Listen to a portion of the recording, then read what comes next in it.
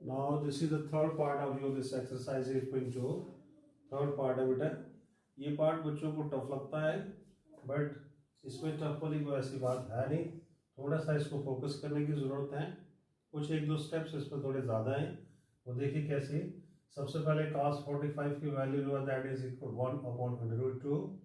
Now sec 30, आपको sec 30 की value याद करने की ज़रूरत नहीं है। आप सिंपली अब देखिए sec किसका रेसिप्रोकल होता है। It's a reciprocal of cos। Now you think about cos 30। cos 30 की वैल्यू जो होती है वो होती है √3/2। तो sec 30 जो है वो हो जाएगा 2/√3, उसका रेसिप्रोकल हो जाएगा। इसी प्रकार से cosec 30 भी लर्न करने की जरूरत नहीं है। आप sin 30 की वैल्यू होती है, sin 30 की वैल्यू होती है 1/2। तो cosec is the reciprocal of sin, so therefore it is 2/1। इस तरीके से आप सबसे पहले वैल्यू पुट करेंगे। ट्रिग्नोमेट्रिक वैल्यू ही ये फर्स्ट स्टेप में ही अगर आप यहाँ तक ही सही करते हैं तो आपको बोर्ड में अगर 4 मार्क्स का क्वेश्चन आता है तो 1 marks will be given to you up to this step. But अगर आपको फुल मार्क्स चाहिए तो थोड़ा इसको आगे तक ले जाना है। 1/√2। नाउ इन दोनों का एलसीएम आप जानते हैं, ये 1 है और ये √3, इसका एलसीएम होगा square root of 3। Now LCM is always divided by denominator and the answer will be multiplied by the quotients. This is the method for finding the sum of in case of fractions. √3 को √3 के साथ जब आप divide करते हैं, same चीज के same number के साथ डिवाइड करने पर जो हमारा क्वेश्चन आता है दैट इज ऑलवेज 1। फिर उस 1 को न्यूमरेटर से मल्टीप्लाई करते हैं, दिस इज 2।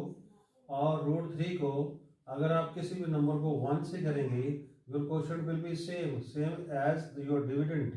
आपका जो डिविडेंड है वही आपका क्वेश्चन भी बन जाता है जब आप उसको 1 से डिवाइड करते हैं। तो क्या आ जाएगा √3।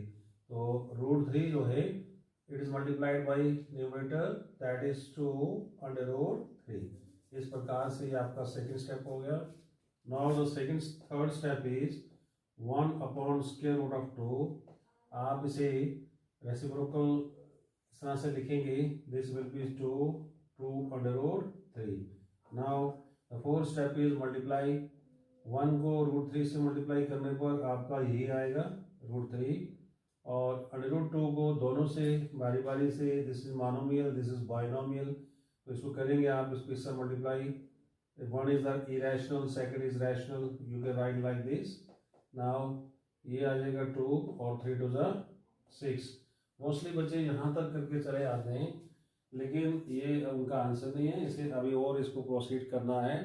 कैसे प्रोसीड करेंगे, √3/2 स्क्वायर रूट ऑफ 2/6। इसको इसमें क्या खराबी है, इसको यहाँ क्यों नहीं छोड़ सकते। इसका डिनोमिनेटर जो है हमें रैशनल बनाना होता है। दो चीज़ें ध्यान में रखनी है, एक तो your denominator should be rational and second ये माइनस में भी नहीं वैल्यू होनी चाहिए। दो चीजों को करना है। अब इसे कैसे इसके रूट को दूर किया जा सकता है, we have only one choice that is rationalisation. इसको न्यूमरेटर से ही इसी डिनोमिनेटर की जो वैल्यू है इसी से मल्टीप्लाई भी करेंगे, इसी से आप इसको डिवाइड भी करेंगे। This is 6 and it is also 6। जो डिनोमिनेटर है इसी के साथ मल्टीप्लाई करना है, इसी के साथ डिवाइड करना है।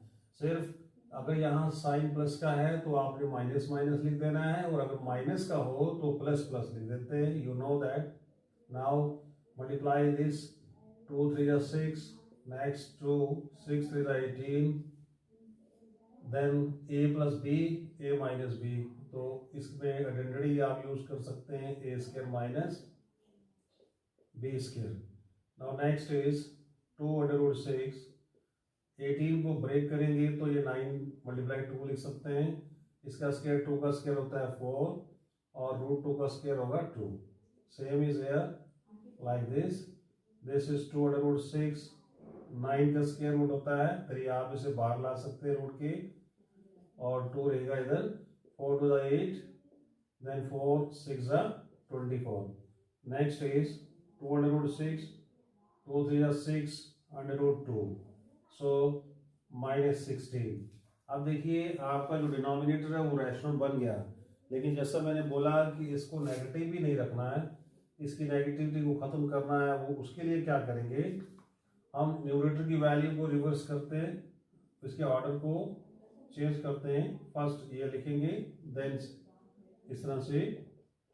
अब आप यहाँ माइनस कॉमन ले सकते हैं और साथ में 2 भी अगर चाहें तो कॉमन ले लेंगे।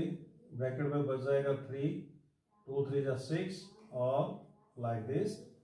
यहाँ माइनस है तो माइनस लिखेंगे क्योंकि माइनस माइनस आपको यहाँ प्लस चाहिए और 6। नाउ माइनस 16 माइनस के साथ आपका माइनस कैंसिल और साथ में इसे भी हो जाएगा। अब जो आपका डिनोमिनेटर बचा है उस पर कोई प्रॉब्लम नहीं है, ना तो उसके साथ नेगेटिव है और ना ही रूट है। अब आपका ये फाइनल आंसर है। इस प्रकार से आप इसको कर सकते हैं।